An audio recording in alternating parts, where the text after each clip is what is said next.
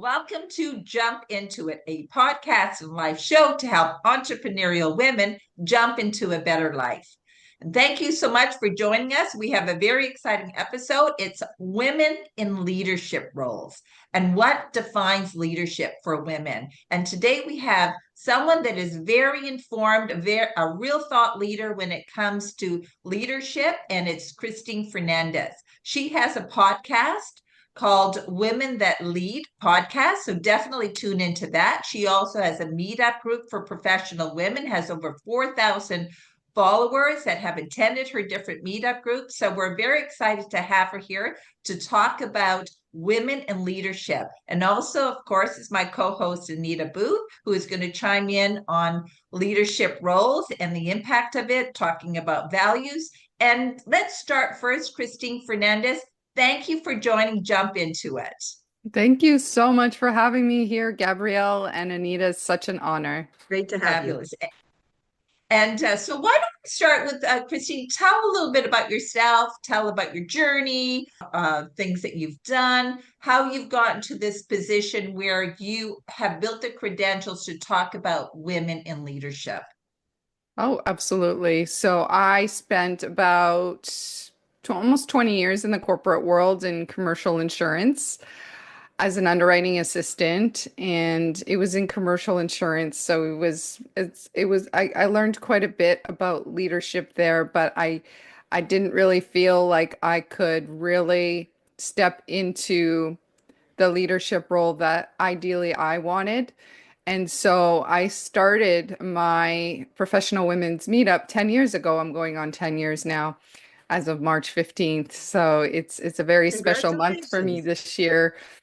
And I would host these meetups during my lunch hour and in person back then, 10 years ago, on my lunch breaks, just to see who would show up. And really, one of the biggest things about leadership is showing up. I feel like that's half the battle. And I was showing up for myself. I wanted to show up for myself so that I could meet these other women who were already very strong in their voices and, redefining leadership as well. And so I was very inspired by them to leave the corporate world. And ultimately now I'm an entrepreneur full time and made that transition from the corporate world. But I don't think I could have ever done that without stepping out of that bubble that you're in. And I know everybody can relate to this feeling of no matter what you do, you're surrounded by the same people every day. So that's why I would say very important that you pay attention to who is around you because they have a big influence on you. And if they're negative, it's going to be very difficult. So you want to surround yourself with positive energy, which is what I like to foster in my environment with the meetup and hosting these meetups. I've been doing it for 10 years now, going on maybe 500 networking events. And now I have a really successful mastermind group with women and the podcast.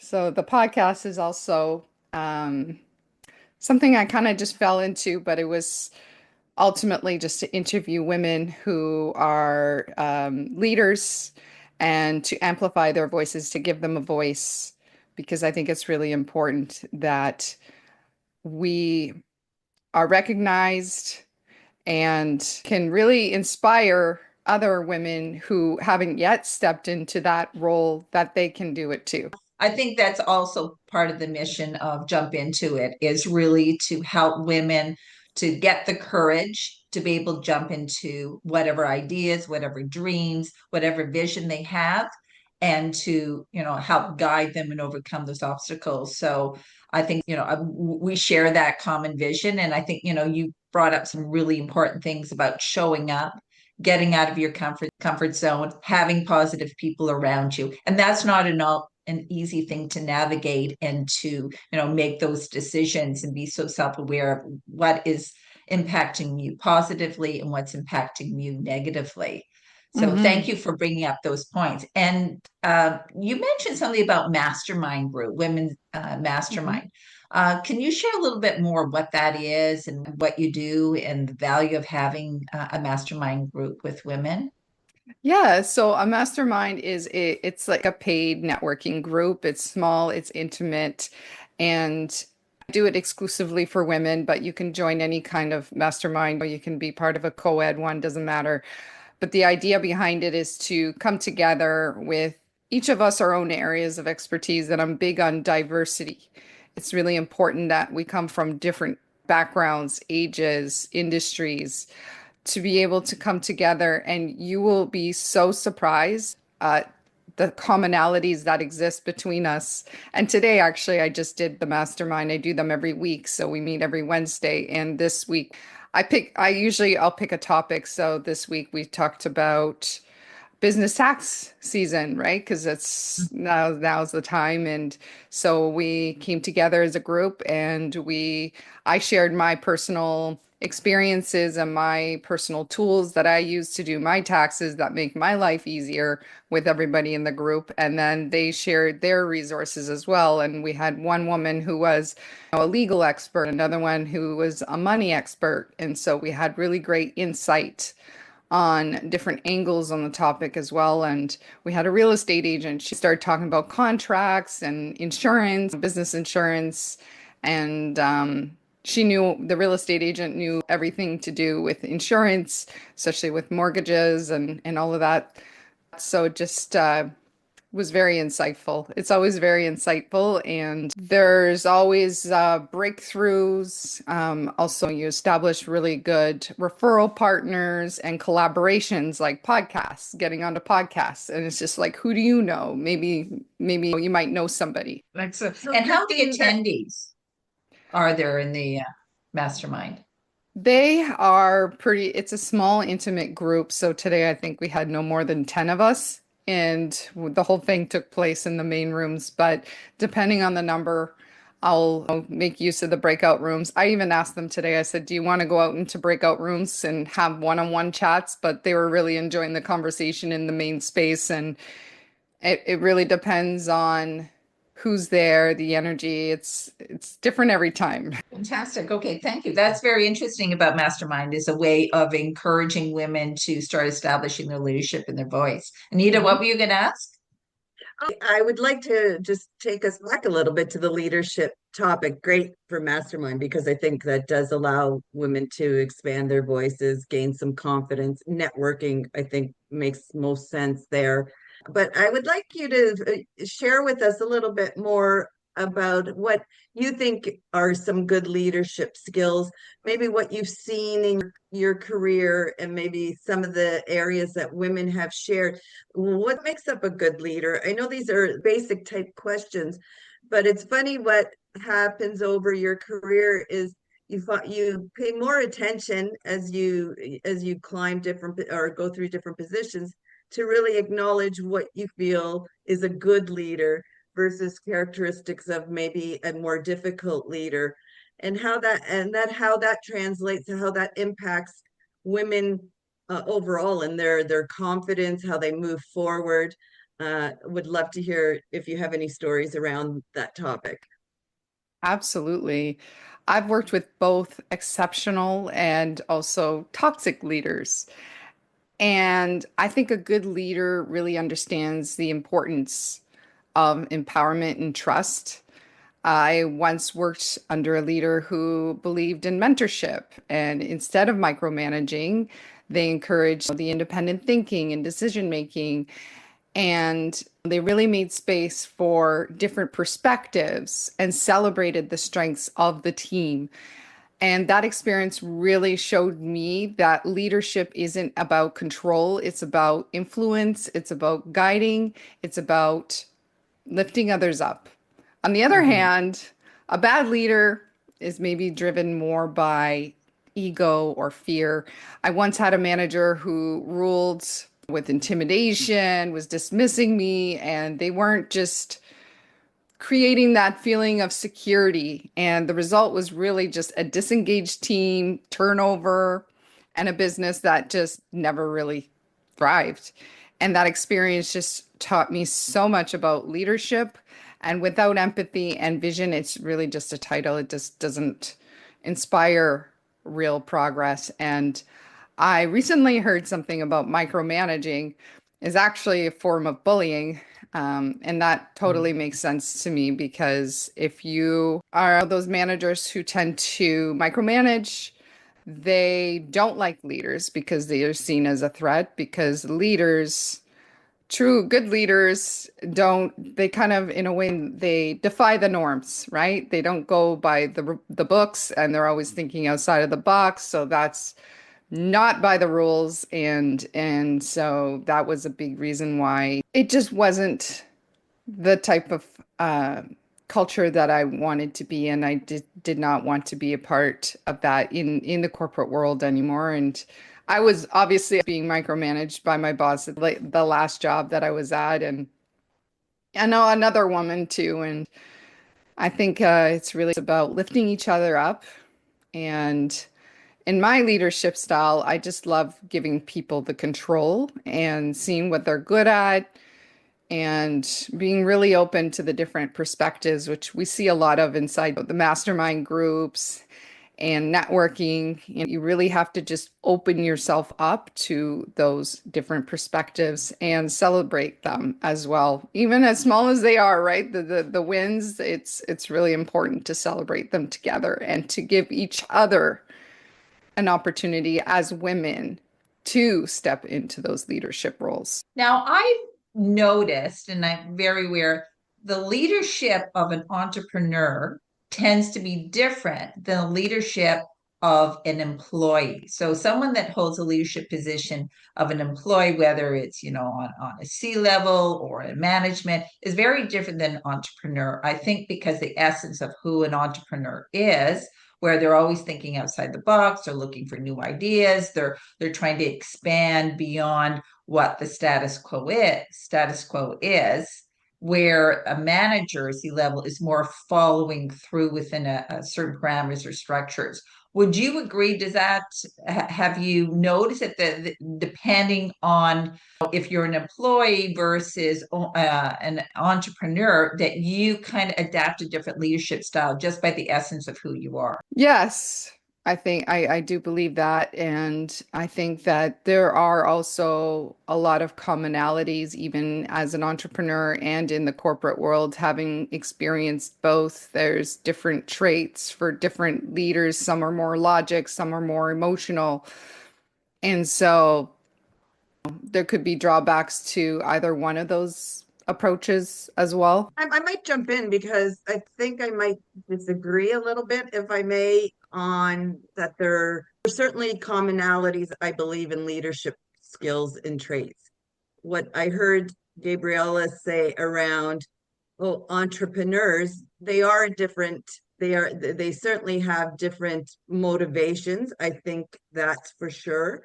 But I don't think that makes them any less of a poor leader or any more of a good leader. And I think as we're talking about leadership traits, I point that out because you could be an entrepreneur and have a small team or a growing team and still be a poor leader. You may think outside the box and have great ideas, but don't have the ability to bring cultural strength to the team that inspires and motivates and gets your project from A to B. I think their leadership dynamics can fluctuate whether you're an entrepreneur or whether you're in the C-suite. So a C-suite person could have very similar traits to entrepreneurs. I mean, if I look at myself as somebody in the corporate world in a more senior position, I believe I'm very entrepreneurial. But from a leadership style, I think it enhances my leadership style to be entrepreneurial, but that doesn't make me a great leader. Other things I believe make me a great leader, like leading with inspiration and values and empathy and concern for my staff. But that may not translate to somebody else who's an entrepreneur. They might lead with fear, to what Christine said, and micromanaging. And you're absolutely right. Micromanaging is a form of bullying, and And we allow it to happen quite often in many environments because we trade it off as, oh, it's just their style. Well, they should revisit their style because bullying impacts people's mental health. And if micromanaging is a form of bullying, then I would encourage all leaders to revisit that style of leadership. Hopefully you ladies might agree on that. Yeah, I totally agree. I mean, there's no place for bullying, regardless if you're a small organization or you're managing a large organization, a public traded company. There's no space for bullying. I think we can all agree on that. And Christine, I understand you're also a business coach. So Mhm. when you encounter a leader that is a bully, and I don't know if the bullies actually go for business coaching, it's kind of like the narcissist never Probably goes not. for therapy. So Probably not. right? So do they ever end up wanting or seeking or, Yes. being self-aware enough to identify, hey, I've got a problem here. I want to solve the high turnover. I want to resolve the low morale. What do you tell these bullies? How do you guide Um, them? Yeah, well, I think it's important to respect my own personal boundaries, and if anybody crosses them, then you don't owe them anything. You don't owe them a single thing. And that's the beautiful thing about being a business owner is you can make your own decisions and that you do not have to wait on something because you're waiting for the higher ups to approve it and say, yes, okay, go ahead. So that's why it's really important from a business perspective that you're protecting yourself legally, that you're protecting yourself with insurance and all of the things that you can put in place to protect yourself and your personal boundaries when you do encounter these types of people. And from my experience, I have encountered some, and it's sometimes they don't show their true colors until later on. And this is why I'm saying it's really important that you protect yourself and that you have those boundaries to be able to move forward sustainably in your business. and I would add is that if you get stuck in that, or you encountered that situation, I won't use the word stuck because we never want to be stuck, but if you encountered that,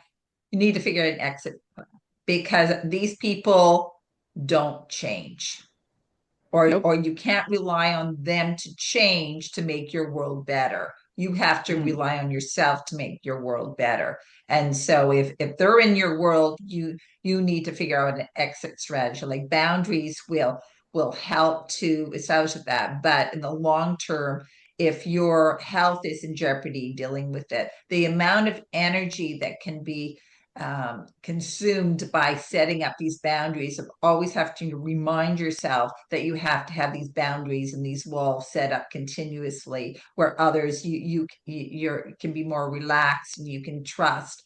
I think it can be exhausting. So Hmm. having that exit strategy, not to have those people that close in your vicinity, and workplace is probably the best strategy. Hmm. When Absolutely. when we think about women though in leadership positions Mhm. and they face these challenges, it happens often. It happens probably more in corporate life than we realize. Small or large businesses. I'm not necessarily pointing fingers at larger corporations. It's easier to hide, I think, in a larger organization to pinpoint maybe where the bad leadership lies or the toxicity is coming from, but it's very obvious. And I've helped a lot of small businesses grow and have been exposed to many different cultural environments. And so I can say with confidence that whether it's a small organization or a large organization, if the leadership isn't leading with integrity, with humility, looking to be of service to their staff and their organization. It's their responsibility to give that. They should owe it to their employee to lead with that kind of I would say traditional values, but I don't see it. I don't see it. I think it's lacking. I think you're going to hear, and Gabriella knows this, you're going to hear me talking a lot more about it as I move into my own leadership forum of wanting to advocate for these stories that we continue to hear, that we continue to feel, and even as much progress as we're making from an empowerment standpoint, women empowering other women, we still see it's failing. And see so many great opportunities for women to network and embrace and inspire and empower. And I also see not so great opportunities for women who don't show up in that forum, and that's disappointing. And maybe as a collective, as this team of us, as we continue to go out with our message, those are the things I think we need to highlight more and more. No, you don't need to put up with bad behavior. It's not okay. It's similar to a bad relationship, and we make excuses. Oh, they were great today. They gave me a little accolade, and then it goes on a downward spiral for a month later, and you're like, oh, get an accolade today. and so we're almost starving for these types of recognition that is just human basics. It's human. We all come to work and we spend a lot of our time giving to a company, and we have to find those companies that are doing it right and shine a spotlight on them, because we need more of them. And so I hope maybe this message gets out and somebody knocks on our door and tells us, I'm that company. Yeah. Well, I wanted to say also here is that it's nice to say to be nice. But when we're dealing right now with a lot of economic pressures, job uncertainty is going through the roof. We are questioning our economic stability, in business. So, the niceties, like you also have to say, what is the cost for those niceties? Are fearful for their jobs, for their security. They'll put up with a lot more BS than when the world is a nice place and jobs are plentiful. So I think that we need to be empathetic towards those that are in the situations where they are enduring a lot, where those exit strategies are not that easy. And how do you cope with the situation? Because it isn't that easy. It isn't that easy to be the nice, and even the nicest people, when they are put against a wall or a corner and they're stressed, they lose their niceties. They lose their sense of humanity. I mean, there's a study out there where if the woman has time and she sees the beggar on the street, she gives them money. But then when it comes that she's late for her job, her job is in jeopardy, she's not giving that beggar the money on the street. She's rushing to her job. She's in panic mode. She is not being balanced and thinking in a very conscious, nice way. So I guess there's a way how you stay grounded when all of this is happening so that you don't lose the nicety. You don't lose how to be humane to other people. You don't lose the roots of what it is to be a really good leader. But also on the other side is that what businesses and what individuals are going through is that I'm really empathetic towards that as well. What are your thoughts, Christine? Absolutely. I completely agree. And with the uncertainty, I also believe that there is opportunity, because when I look back to when the pandemic hit, and prior to the pandemic, I was doing everything in person. I transitioned to doing my networking through Zoom. And at one point during the pandemic, I had hundreds of women joining me in the Zoom meetings for networking. So that was a huge opportunity and really opened my eyes to the power of doing things online versus in person. I'm not against in person because I do love in person, but I like to now when I do things in person, I'm more about creating that environment for women to really take care of themselves, because we're always so busy taking care of others that we often put our self-care on the side. And I think that's really important for our personal growth. In addition to professional growth, personal growth it's very much tied in. If you don't have the mindset, especially in business, it can just throw everything off. And that goes to the leadership styles that lead more with logic versus emotional intelligence. And I've been told I'm pretty emotionally intelligent and being really sympathetic when I hear something's not going quite right for somebody. I just like to really help them in some way. You can't help everybody, but you can just do your best to help whoever it is that is open to receive it, right? And I really grew during the pandemic, so that uncertainty actually was an opportunity for me. When we're stuck against the wall, that's when we can become very creative and problem solving. Now, you brought up something, Christine, very interesting around the logical leader and the emotional leader. It kind of reminds me of the left brain and the right brain person. Some people operate more on one side of the brain than the other, which probably leans it to the leadership style that they're going to end up feeling comfortable with. Can you talk a little bit about the two different leadership styles and how, if you uncover that, hey, I'm more of a rational, logical person, I don't always lead with my emotions, knowing that I'm like that, how do I become a better leader? Absolutely. Mhm.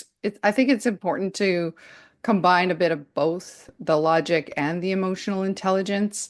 I think the drawback with being too logical is that sometimes it can make a leader seem cold or detached, and people just don't follow leaders because it's their intelligence alone. They follow because they feel understood, valued, and inspired versus someone who is more emotionally intelligent or heart-led leadership, on the other hand.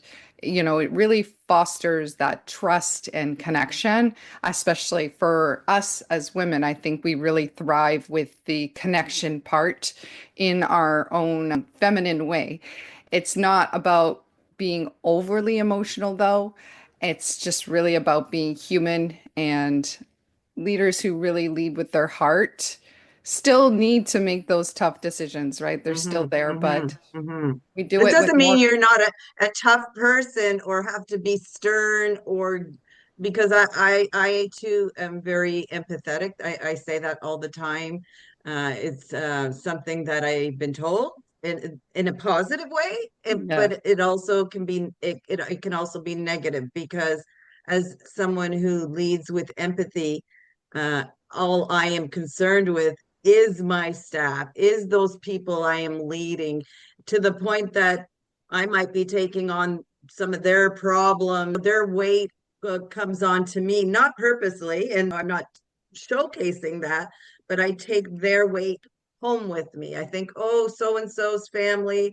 I'm worried. I want to know my team is healthy and that their families are good. I care. But sometimes that might also bite me in the bottom because when you have to make tough decisions, you are thinking, oh dear, I know that there was a tough time at home, and now that's reflecting poorly in their work. So I really try to understand those dynamics that make people show up unhappy, unmotivated, having a hard time. It's not always tied to the job itself. It's because Hmm. we're whole human beings. It's about life.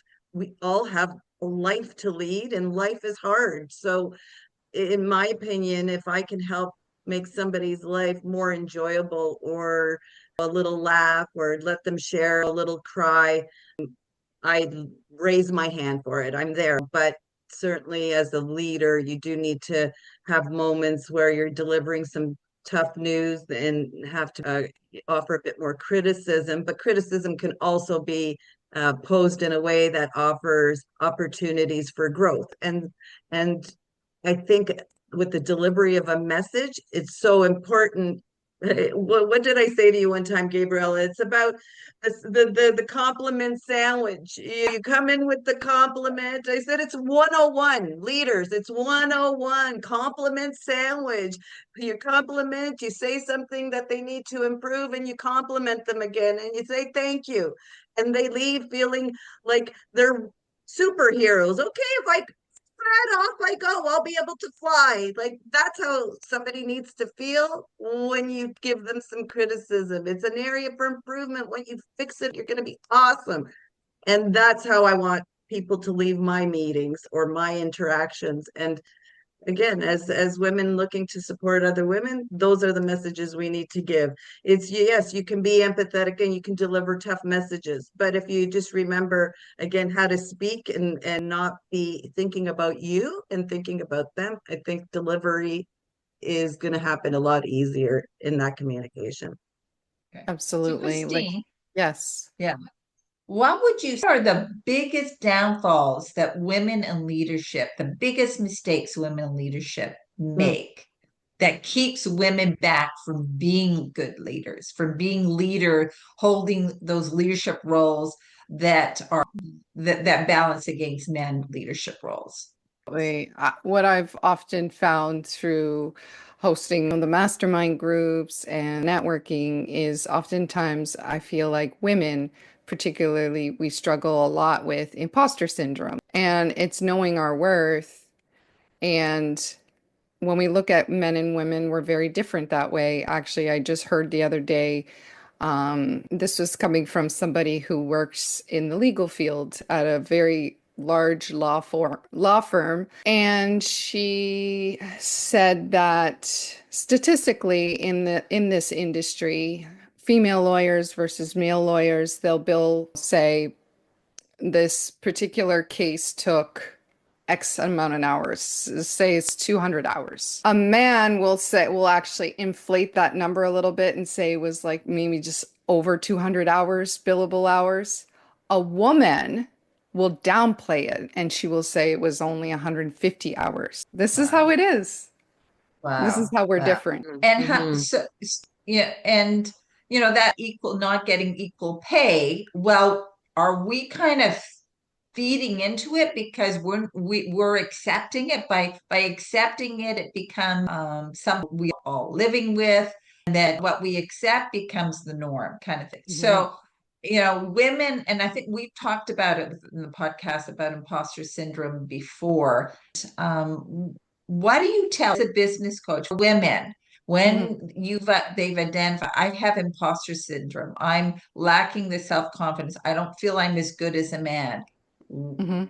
but yet they are as good as a man? It's it's a perception thing, it's not a reality thing. How do we get women to move the needle that they feel that they're as good as a man? So it's not just because in reality women do amazing work and they're just as good in a lot of respects, they're better than men in a lot of ways because they're more diligent, they're more commit in some ways. What do you say to women when they have imposter syndrome? How do they overcome imposter syndrome? Really down to the mindset. And in business coaching, that's not just about getting your website up and generating leads. Yes, that's part of it. But if you're not in the right mindset, then none of that is going to work. This is why it's so important. I did it for myself actually when I first created my offers, part of my business. I hired a business coach to help me set and lay that foundation for myself. And yes, when I look back to when I worked with them, I realized now looking back, wow, I did not really value my time um, as much as I do now today. And that I learned through experience and through showing up. And that's what I said at the beginning. It's half the battle is showing up and also raising your hand, especially when we're talking about women in business and who maybe even want to start their own business and do what I did, like jump out, leave corporate and become an entrepreneur.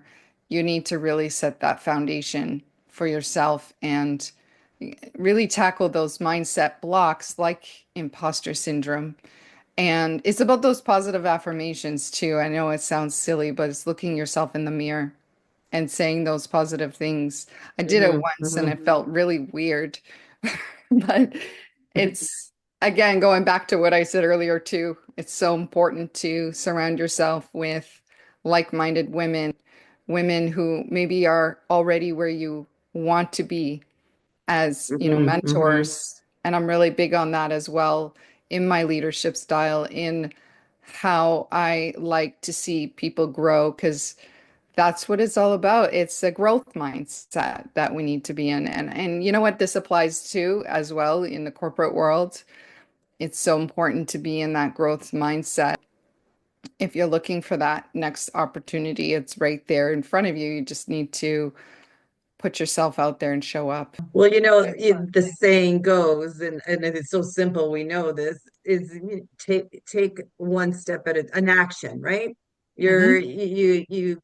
you're putting your intentions out. I think you mentioned something interesting about that reaffirmations or speaking in front of the mirror. There's many tools out there to help,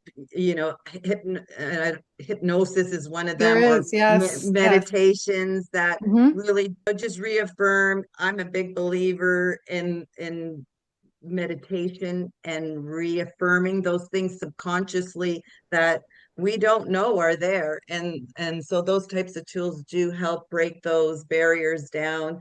But taking one step, making an action. And I know from a business standpoint, as women tend to want to get into more entrepreneurial things, I think it's becoming more of a fad now that everybody wants to expand on their personal brand.